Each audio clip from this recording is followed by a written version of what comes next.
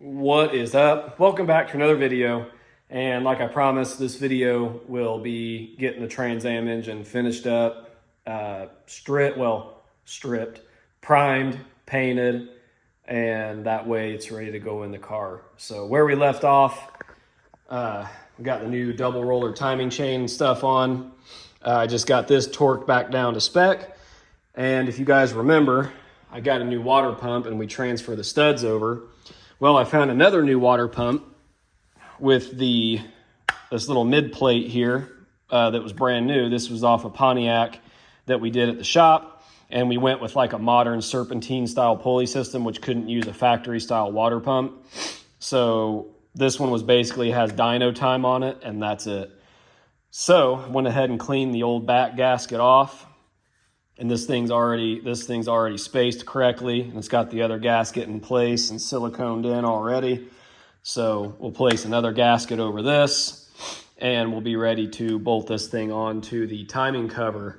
And you know, like I said, this thing only has dyno time on it, but if it were to go bad, no big deal. I got gaskets and another water pump. So, but I'm pretty sure this thing's good, and it feels like brand new. So anyway, let's get to getting everything assembled. We'll start off here by setting that water pump down for one. And we'll probably start off by flipping our case over here. Oh yeah, I went ahead and did the new seal down here as well and got the new rubbers popped in. But yeah, all the surfaces cleaned up. And I've got that oil pan lower portion here. It goes down yonder, and we'll get that on first, and then we'll get this whole assembly bolted on.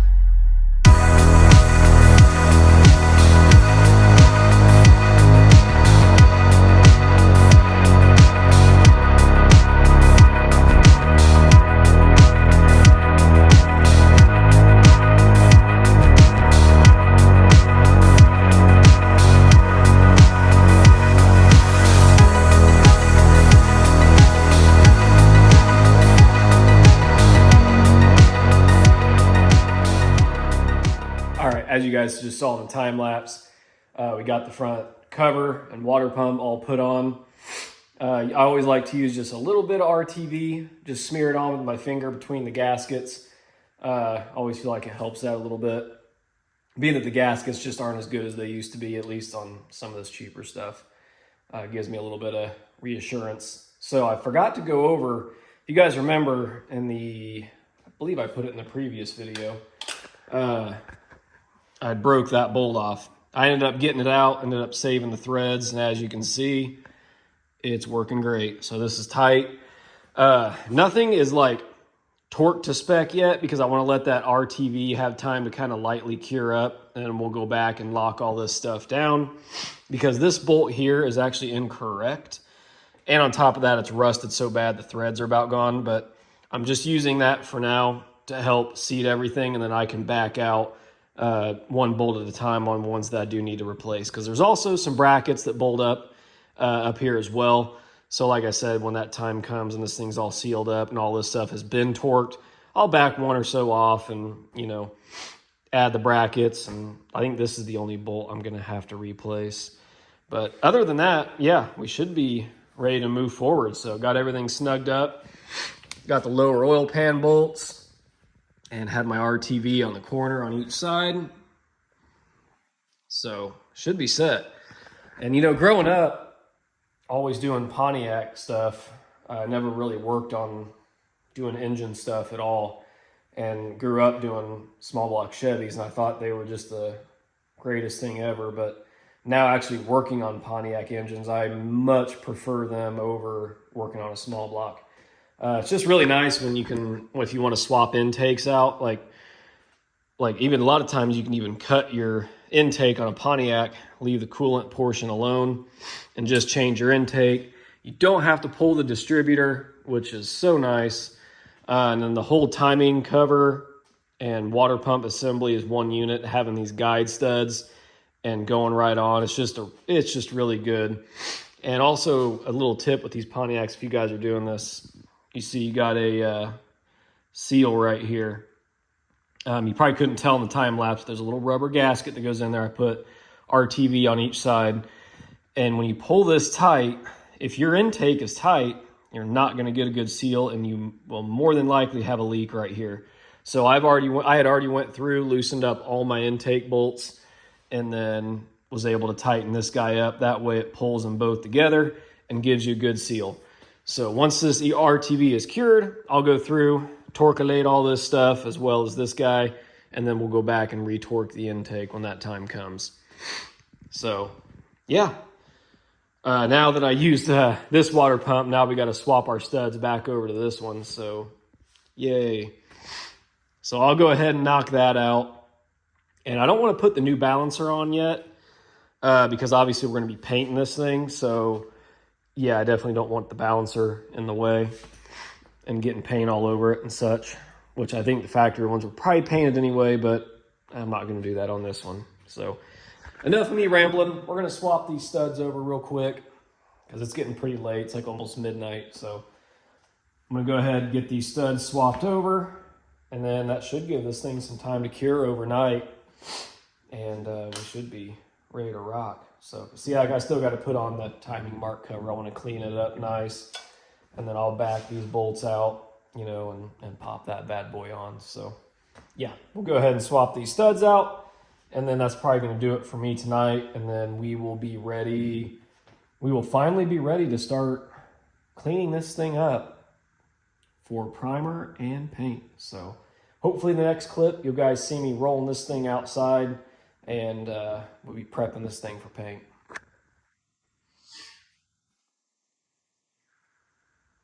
Okay, real quick. Got the studs swapped over. And probably open this thing up real quick, just so we can see the quality of this bad boy.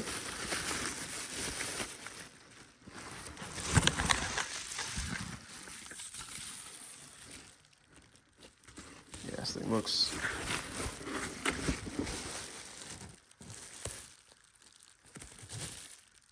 good. I'll take it. Okay, now that we've seen all that, should be ready to wheel this thing outside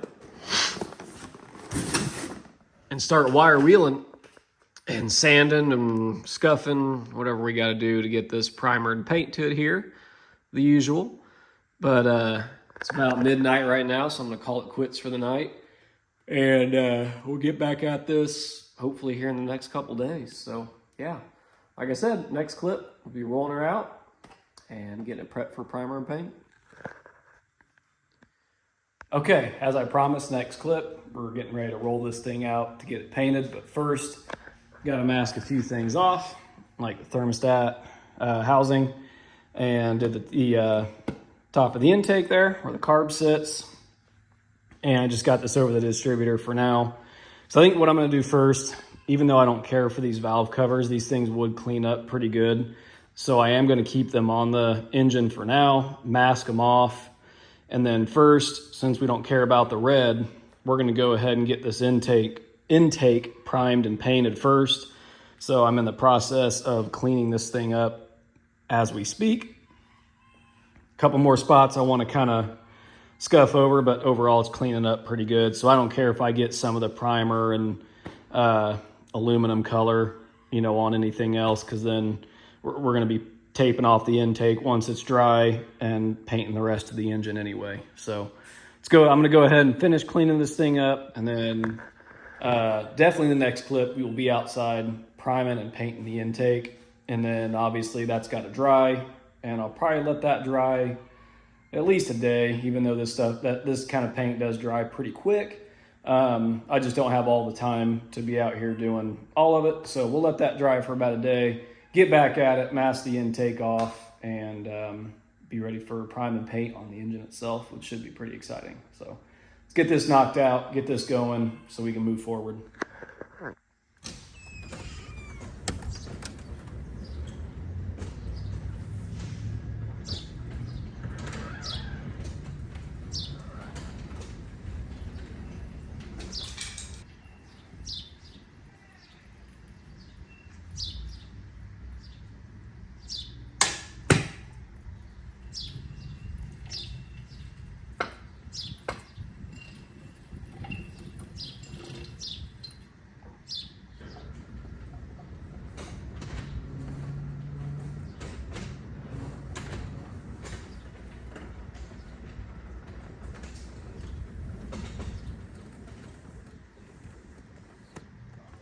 All right, got some VHT high temp primer. So we're gonna go ahead and fog this thing down and get it ready for the flat aluminum color, and then we'll be good on the intake.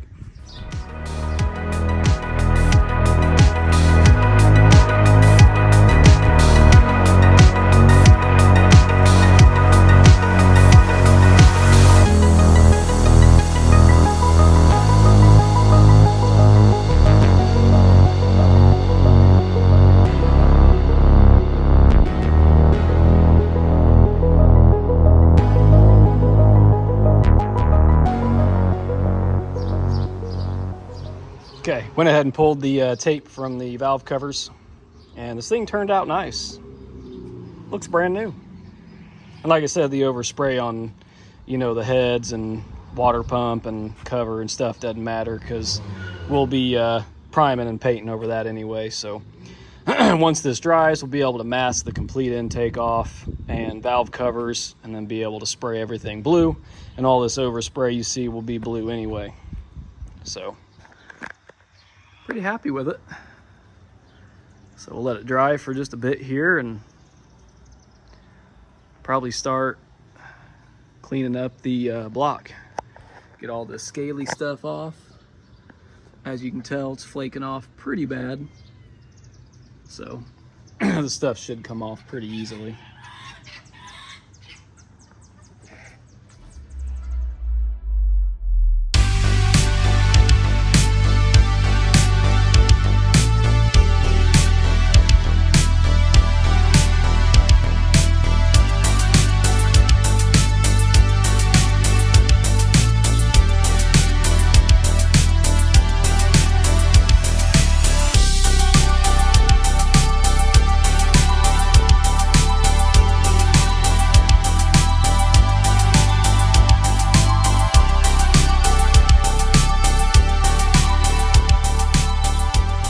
Okay, as you guys saw in the time lapse, went ahead and just went through and did everything. Used a little cardboard as a thing, so I didn't want to tape on the intake since it was so fresh. I did get a little bit of overspray right there on the front, but we'll fix that later once it's all dry. I ended up not taping the valve covers off because that can just be literally acetoned off if I ever want to reuse those. Not really important right now, but turned out really nice. And I'll go back and do the dipstick once it dries. I'll pop this thing out and we'll repaint on that, make it look nice. But there we are.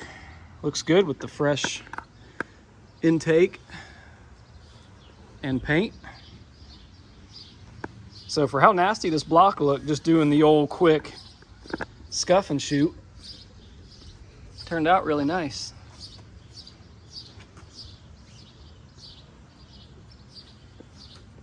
So we'll go ahead and clean up, get this thing back in the garage, and we'll look at it under the LED light, so that way it looks even worse instead of it being outside. But no, I'm just kidding. It turned out pretty nice. So we'll get this thing back in the garage and let that thing dry for a couple days, and we will be ready to move forward. So that ought to be pretty exciting. So let's get this thing in the garage and we'll give it a once over in there. Okay, got it in the garage. Turned out awesome. So like I said, a little bit here on the intake, a little bit right there, a little dot there, a little haze, and a little bit right there. So we'll fix that when it all dries. Other than that, I'm happy with it. Not like it's a show car. Looks presentable. Perfect for what we're doing. And I'll get a correct set of valve covers for it, and it'll look even better. And they're really cheap. Some you just buy them used and clean them up and they'll be good. So very happy with it. I really love the aluminum, what do you call that stuff? It's like a flat aluminum high temp. Makes it look brand new. Got a little bit up there we got to dust in too. But other than that, pretty happy with it. So anyway, I think for now we will call this video done. Not sure how long it'll be. Might be a short one. But anyway, now that the engine's done, we should be able to move up here and get the engine mounts painted for the block. and then get the mount swapped out on the frame. So that way everything in here is ready. And I'll probably jump in here and kind of start cleaning some stuff up a little bit. So I would say that's the next portion, or I should say just probably the whole next video is getting the engine bay prepped and ready and cleaning up all the wheels to get the rubber mounted, so that way when we put the engine in it, we can lower the thing back down on the ground, scoot it over, and actually have room to put the engine in. So anyway, I think that's going to do it for this video. Hope you guys enjoyed seeing this thing get the old rattle can rebuild. So.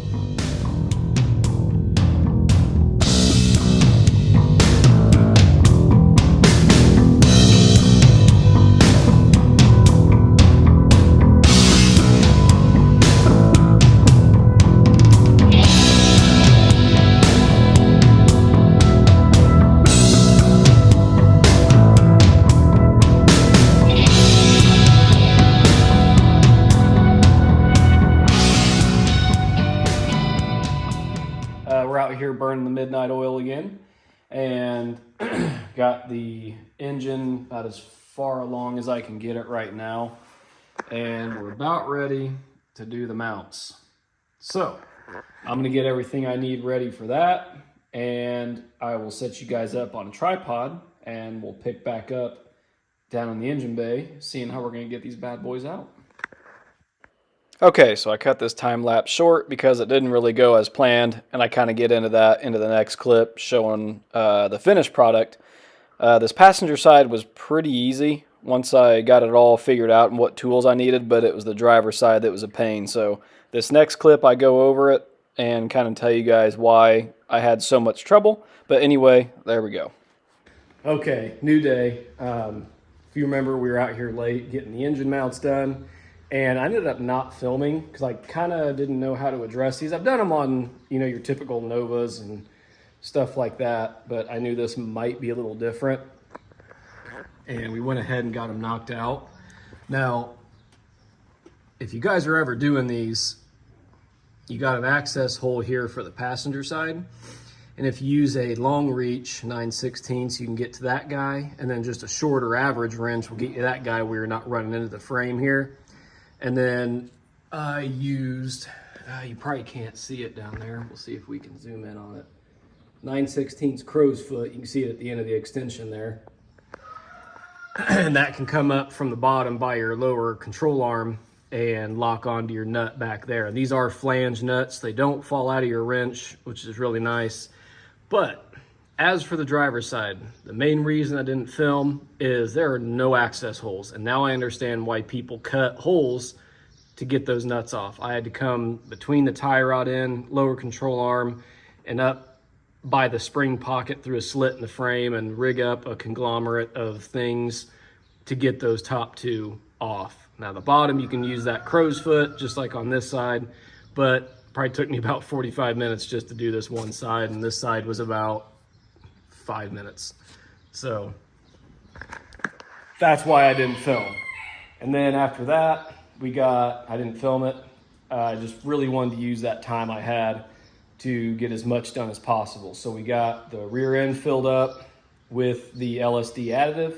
So we're good to go there. And then I got the balancer put on and repainted the timing marker. Still need to put a white line on the balancer itself and mark my marks on the timing thing so you can see them easier. I haven't torqued this down yet. I'll be doing that soon. So I got all that. I got the mounts done, rear end filled, balancer on, that piece painted, and now we got the ram air manifolds out, which I'll show more of those in just a minute. And those will be ready for paint, as well as the valve covers. So for right now, let's go ahead and prep these valve covers for paint and wipe these down, because I'm sure these have some shipping oil on them to keep them from flash rusting.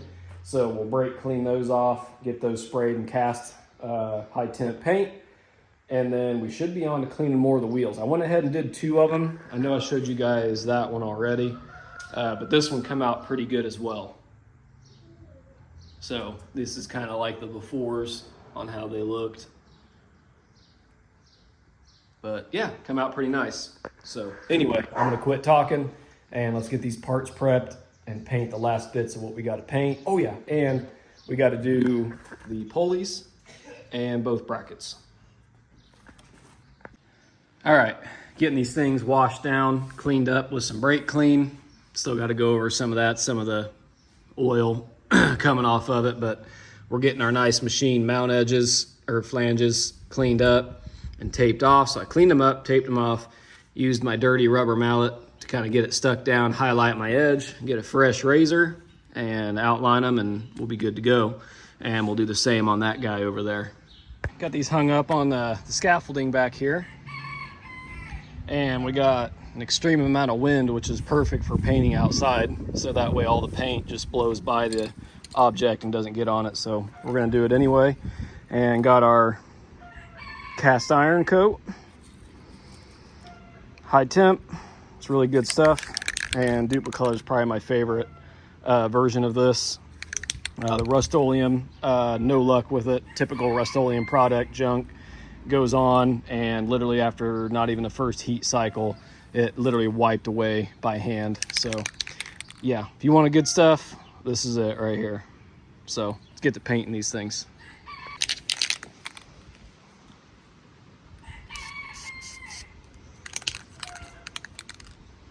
All right.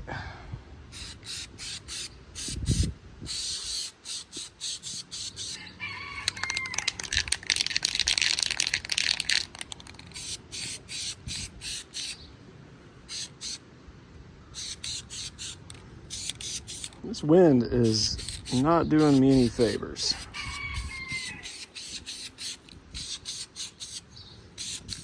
But we're gonna do the best we can here. I'll go ahead, finish these things up, and we'll check back in with you guys and see how they look after I get these things coated, and probably take the entire can because the wind's blowing half of it. So let me get this knocked out and then we'll pick up there.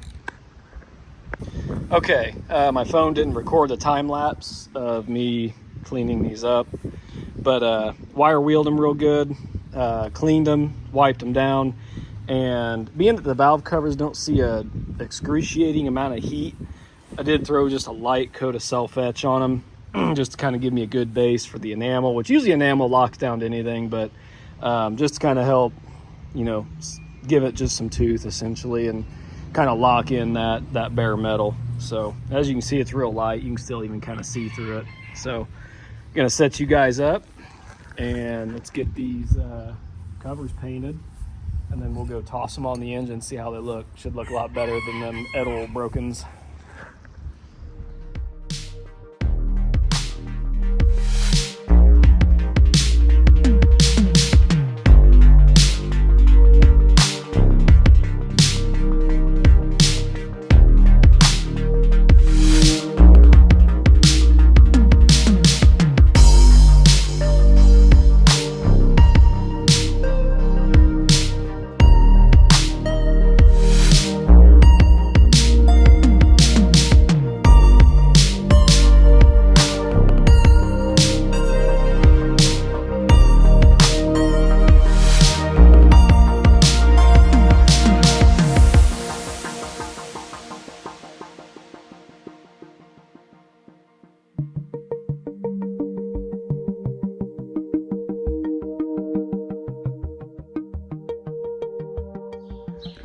All right, so it's now evening, and I ended up not filming because, once again, had a limited amount of time and went ahead and just got some stuff knocked out. So we'll give you a little update on where we're at. 'Cause I think this video is getting kind of long anyway, because I was going to split it up, but decided to include some of the stuff I got done today into the video that I already had ready. So I'm going to kind of splice some stuff together, kind of make it all as one. That way I'm not splitting this engine detail and paint video up into multiple videos. So I guess you guys, now that I have it, did the video the way I saw it, you saw me get the valve covers painted, got the exhaust manifolds painted, and what else? Got the pulleys done, engine mounts, and the only reason I'm not doing the alternator / power steering bracket stuff is because I don't want that stuff on when we got it on the engine hoist going back in the car. It'll just get in the way, and I'm going to take the pulleys back off the engine as well. I kind of just have those up mounted on there for mock-up purposes. So yeah, I want to make it as simple and as easy going in, and obviously probably end up putting the manifolds on it, set it down in there with those on. That way I'm not putting it in the car with those, trying to fit them up in there. So, all right, we'll go ahead and show you guys where I'm at now and what I've got done, so I can be done rambling and we can go ahead and end this video off.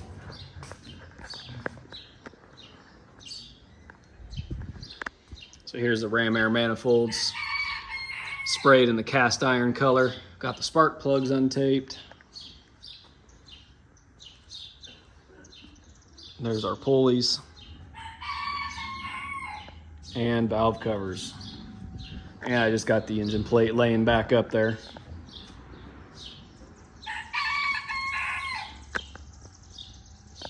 So, and I got the dipstick done. Repainted the tube blue lower down there, the lower portion down there, and redid this all in trim black as well. Cleaned up the valve cover mounting studs, which I know factory would have had bolts, but those are already in there, and I've got the nuts, so why not use them?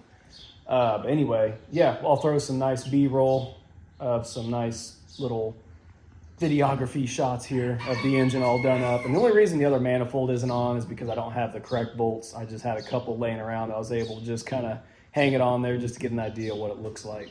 So hope you guys enjoyed seeing this thing come to life and not have it be ugly and red anymore. And just goes to show you, with very little money and very little effort, you can make an engine look pretty darn good. So anyway, yeah, I hope you guys enjoyed it. Let me know what you think down below. But anyway, I think that's going to do it for this video.